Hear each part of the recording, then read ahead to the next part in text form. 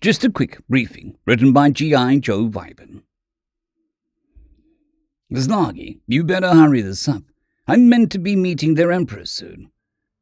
Kalgais was rather angry at being dragged into one of the offices in the Trilaxian embassy to the Hecatane Stellar Imperium. He had a meeting scheduled with the Hecatane Emperor for several months now, and knew that he had to be punctual, lest he lose his slot to some bureaucrat whining about food imports or whatever. You'll want to see this, I promise you, fresh from the Intelligence Bureau. Long-range scanners picked the flotilla up a while ago, and they retasked the stealth probe to investigate. Zlagi was a vital member of the embassy team, responsible for giving briefings to Kalgais on any incidents that he might need to know about. With his lower left arm, he fiddled with the remote control before activating the large screen on the wall. The screen displayed sensor readouts of, 1, 2, 3, 4, 23, yes, that was it, 23 assault ships. Notes adorned the screen, technical readouts and power projections. Interesting stuff for people who understood it, but Kalgais failed to see the relevance. This was clearly just an army redeployment. What does this have to do with anything? Then the next line on the presentation. It was a planet, a rather nice-looking one too, lots of blue, so large oceans, and some large green stretches. A possible future holiday destination. This was the destination. Current classification is 858-2058-09C. But in the dominant species' most popular language, it's Earth. Dominant species are sentients called humans, and they're approaching the 17th stage of the Talix scale of development. 17th meant that they were launching things into orbit and landing things on other planets, but no permanent colonization yet. So the Hecatanes are absorbing more primitives. This doesn't seem that urgent to me. Wait till you see the next bits then. What came next was camera footage, presumably broadcast intercepted by stealth probe. It showed several dozen Hecatanes being overwhelmed and destroyed by these humans in a classic ambush. The video changed to that of the Hecatane's base being consumed by explosions. Again, another change. This time, it was one of those big ibis walkers burning and shattered in a field somewhere. Several humans stood on it, posing. Final change.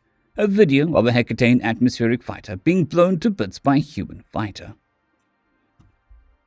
The humans are doing a good job of fighting back, Okay, but anyone can win 1 or 2 battles. You saw the time the Hecatane division got routed by 3-legged creatures with sticks. That was a movie, Kalgais. It didn't actually happen, and anyway, it's not just 1 or 2 battles. The humans are pushing the Hecatanes back, and our analysts all agree they will win this round. Possibly the next one as well, depending on how long it takes. They already have started stealing Hecatane weapons. Then the Hecatanes will just smack a few missiles into them and move on. Why are you treating this like a big thing? This time Zlagi just flipped to the next slide without saying anything. The screen showed a human with long hair talking, holding some sort of object near their mouth. That was labeled with the letters B, B, C. A news ticker went past in one of the human languages. Then Zlagi turned the volume on, and translated audio began to play. Good evening, I am Anna Leslie, reporting live from the Resistance headquarters at an undisclosed location in Yorkshire. The mood here is upbeat after news of a stunning operation. Reports suggest that a special force team has captured an alien faster-than-light drive, and the transport is currently being arranged for its extraction from the country. Let me Clarges take a note. I have the Resistance commander with me, Zlagi switched the screen off. We've since confirmed it. The humans are in possession of an intact FTL drive, and they will probably be disassembling it as we speak. That was less than optimal. Kalgais supported Primitive's rights, of course. He just didn't support them getting an FTL drive without discovering it himself. How long before? Current estimates put them at 5 to 7 Galactic Standard years, before they have enough expertise to build their own from scratch. Once they get a stockpile, we can only assume that weaponization will follow. They might even weaponize them first, if they know what's good for them. 5 Galactic Standard years. That wasn't too long away. Each Galactic Standard year was equivalent to 10 times the Galactic Standard month, which was equal to half-life of a Chromium 5-1, for reasons lost to history. and once weaponized, that meant that the Hecateans wouldn't be able to just obliterate the planet to make them go away. FTL drives were more than just an easy way to get around. They also could be used as a way to deploy RKVs. Just drop them out near a target and have one slam into it. Oh sure, there were countermeasures, special FTL missiles that could hit the attacker's missiles before they hit the target, shields that could outlast a direct hit with rough power. But there were countermeasures, and missiles are fundamentally cheaper than anti-missiles. If the humans got their first home-built interstellar faster-than-light missile, then sure, the Hecateans could still just obliterate the planet. But there had been empires in the past that assumed victory was complete, only to see their worlds wiped from existence decades or even centuries later by a tidal wave of missiles. From hidden deep space launch sites, species hold grudges, and they especially hold grudges when you obliterate their home. Did the Hecateans know the humans are going that way? No signs of that from our agents. The plan calls for a second attempt. Then, if that fails, they'll crack the planet. What do the analysts predict then, based on the historical data the probe acquired? And if we assume it takes the Hecateans 5 GSY to get another invasion force together, we're looking at the humans opting to mad the Hecateans into backing down, and then they'll get to climbing the Telic scale in peace. There are some, Large A was very clever in emphasizing that part, who suggest that it is possible the humans may adopt something they called the Nixon Doctrine towards other primitives. This would mean that they'd take it upon themselves to protect primitives from attack, and possibly fire ISFMs at anyone who threatened a primitive sentient species. Now that was even more concerning. It was an open secret of the galaxy that primitives were considered fair game for whatever you wanted. Now, many nations had their own rules against interfering, but there were no galaxy-wide treaties to protect primitives. The idea of having such a treaty forced upon you by a species that was several stages developmentally behind you. So they're really gone and vectored up, haven't they? Yep. Make sure the bar is ready when I get back. I'm going to need it. End of story. Story number 2. Accidental Training, written by Marilyn of Many. The animal cargo of the day was large and honking, but it seemed well-mannered enough. Picture a sea lion with tiny scales instead of fur, dark grey on top and speckled pale underneath, bobbing its head in curiosity at the cargo bay and the people in it. The squid-shaped clients maneuvering the cage into place didn't rate it a second look, but they were probably familiar and boring. Captain Sunlight, with her lemon-yellow scales and dignified lizard-person demeanor, got a lot of attention. She ignored the honks as she finished business with the clients. Then I stepped up to see what kind of creature I'd been in charge of for the trip, and it exploded in excitement like a 500-pound puppy, dancing in place on its flippers and honking up a storm. One of the clients said, "It does that sometimes. Have a good flight," then waved a tentacle and left. Captain Sunlight squinted at the cage like she would have liked to cover her earholes, but wanted to put on a strong front. Instead, she looked up at me and said, "Good thing this is a short journey." "It seems to like you, though." "I see that," I said, waggling my fingers at it, which just made it honk louder. "Did they tell us its name for it?" She consulted the information on a tablet while the excitable creature continued to hop around. "Looks like his name is Freckles." "That's adorable," I said. "Hi, Freckles. Are you a good boy?" "Yes." "Are you so excited that you could break the weaker travel cage tenders?" "Yes, you are." I pressed my hands to my knees in a classic talking to a puppy fashion, which did nothing for the noise levels in the room. "I'll leave you two to get acquainted," Captain Sunlight told me. "The harbor setting for the cage is turned off. It's clamped in place. The food and supplies are here. We'll take off shortly."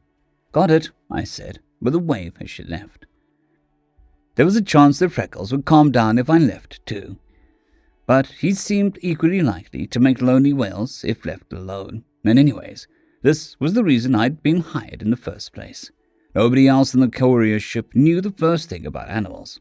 "All right, Freckles, are you ready to travel through space?" "Is that new for you? You look like you're in good shape. Let's aim for no medical emergencies on this trip." Freckles honked once, which I took for a yes. He bobbed up and down like a dog inviting another to play. I copied the move, and he did it again. I lifted one foot, and he did the same, honking happily. Good boy! I'll bet you make your people proud by holding still for toothbrushing, don't you? Let me see your teeth. I opened my mouth as an example. With a similar noise, the clever animal copied the motion. His teeth looked clean enough, with none discolored or missing, and he even stuck his tongue out for a good look when prompted. I found a nearly empty container of treats amongst the supplies, and rewarded him for good behavior. Good job. What else should we check? Can you show me your flipper and turn it like this? Very, very good. And like that? He could and did, visibly happy with the praise and treats. He was a little calmer now that there was something specific to do. The engine started up and a quiet rumble, which caused him a moment of anxiety. But he was happily distracted when I started echoing his honks back at him. If this had been an inanimate Congo, I would have left the cargo bay already, but I had nothing more important to do. My job today was to keep an eye on this guy. So I prompted him to do more beneficial tricks. Then, when the treats ran out, I decided the container made a fine toy. Hey, look, a hat, I told him as I put the lid on my head. The container was mostly round thing, with twisted part into 2 equal halves. That meant Freckles got a hat too. And he was so happy about it when I stuck it between the bars. Only one co-worker passed the door while I was entertaining the cargo. Mo the strong-arm, who looked much like the people who'd brought Freckles on board. Mo paused, saying nothing. Freckles ignored him, dancing from side to side while wearing his jaunty new hat. I held my own pose, 1 foot in the air, arms spread. Yes? Nothing, Mo said. Nothing at all. He continued on his way. You're welcome to join us, I called after him. No thanks, I'm good. The short trip was pretty fun. Freckles was particularly taken by the discovery that his honks echoed when the container covered his snout. He could even balance it on a flipper like a hand, taking it on and off to test the difference in sounds. When I did the same and gave him a treat from a fresh container, he pranced in place and slapped his flippers together. As it turns out, he was good at repeating patterns too. We did some clapping games of sort that human toddlers love. Then I found a ball amongst the supplies, and we were all set for the rest of the trip. It was even the squishy kind that glorped between the bars instead of bouncing off, which was perfect. We played an entertaining game of catch until the engine noises changed into landing sounds. I was honestly surprised the trip was over. The captain came back to meet the clients who were here for a pickup, and I made sure to pack away everything into the supplies. Freckles made a sad honk when I took the container back, but I gave him one last treat, and that made up for it. These 2 clients looked much like the last, though one was carrying a bag from a shopping trip that they'd done on the way here. They were also more talkative than the other ones. Had to stop by the battery shop for 3 different kinds of chargers, then the feed store for more of a special diet that our oldest animal takes, and there was so much traffic. The one typing information into the payment screen didn't stop for breath, waving several tentacles as she talked. I'm just glad there was a mask attachment of the right size in stock, said the one with the bag. Getting Freckles her air vitamins is going to be hard enough as it is. He pulled something from a bag, a long tube with a concave shape on the end. What do you think, Freckles? Can this be easy for once? Freckles honked, which could have meant anything. I looked at the mask. What does he usually do when you have to give him air vitamins? The strong arm sighed like a deflated balloon. He just doesn't want it anywhere near his face. He seems to think it's a game to avoid it, which is fun for him but incredibly tiresome for everyone else. Have you tried making it a different game? I asked, starting to smile. Like what? Can I see that for a moment? When he passed it over, I got the container of treats and rattled it for Freckles' attention, then took a position in front of the cage. I held the mask in front of my own face. Hey, Freckles, honk honk. He, of course, honked happily and shoved his nose through the bars, eager for his turn.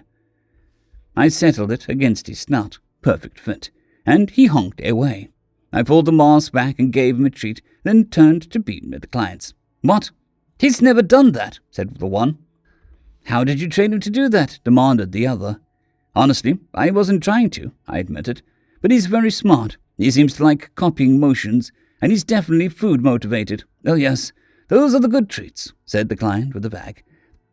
The new kind that my cousin's book club host recommended. I handed back the mask. Then you might keep these in reserve for important things, like rewarding him for taking his air vitamins. Though, given how much he's enjoying the new game, you might not even need it to. The clients were overjoyed. They thanked me, thanked Captain Sunlight, and showered Freckles with praise as they unclamped the cage and started up its hover function. We helped them down the ramp.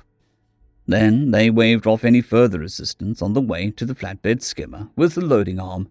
The guy with the bag of shopping struggled just a bit, managing all the supplies too. But neither Captain Sunlight nor I were about to insult the strong arm by suggesting they needed help carrying something. So we just waved our goodbyes and made sure that they got everything loaded onto the skimmer before we closed the cargo bay door. Bye, Freckles, I called as it closed. I heard one last honk, which I decided sounded excited about the skimmer ride to come. Well, said Captain Sunlight, that was fortunate. Good job. Thanks, I said. I think they'll all enjoy the vitamin process more now, especially Freckles. We walked through the empty cargo bay to the hall, where Paint met us.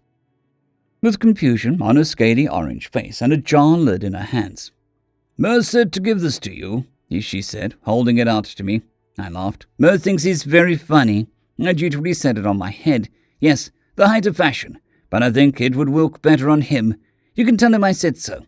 Okay, Paint said, taking the lid back. Why? Captain Sunlight huffed a laugh and headed off to the cockpit, while I began the explanation of how I'd spent the recent flight. End of story. I would like to thank our T5 members and patrons, Casper Arnholtz, John Creighton, Vidmori, 050, Dragzoon WRE, and Elijah Silvercross. Thank you very much.